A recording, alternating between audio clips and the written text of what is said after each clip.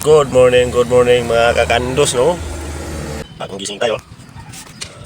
May gagawin tayo ngayon, mag-aayos tayo ng truck. Mag-chinswell ako ngayon mga kakandos, no? Grabe ah. Grabe talaga. Ito ang chinswellan ko ngayon mga kakandos, no? Unit ko to. Ay matagal na ito hindi na chinswellan. Ito na naman sa itaas na filter ang alisin natin. Yan, fuel filter, mga kakandos, fuel filter. Yan, sa oil filter. Ito sa fuel.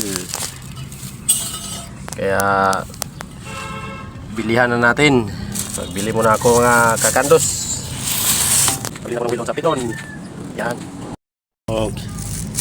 Ito ang nabili natin mga kakandos. Ito sa fuel filter, sa oil filter, malaki sa baba.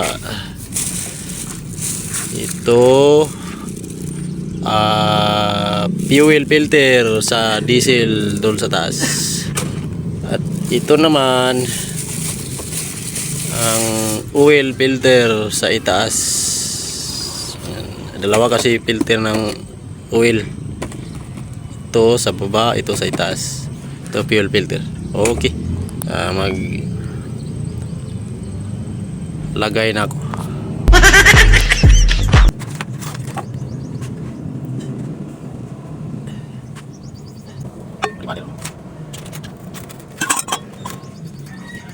Sampak to.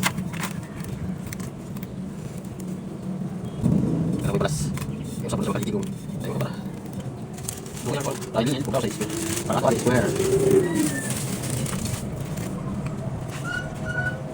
Ulang sa kalitigong nga mabigat.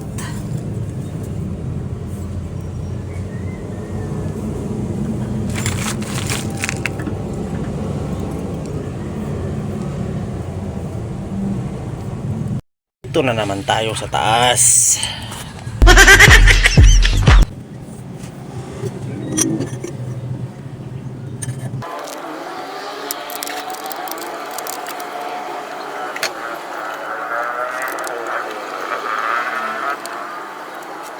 Sa fuel filter na naman tayo mga kakandos dito sa itaas. Yun ang paglagyan ng fuel filter. Okay mga kakandos, tapos na ako maglagay ng mga filter sa fuel at saka sa oil. Maglagay na naman kami ng engine oil.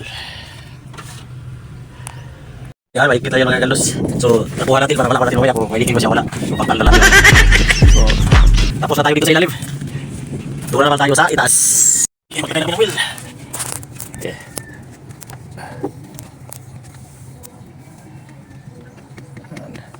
Piton.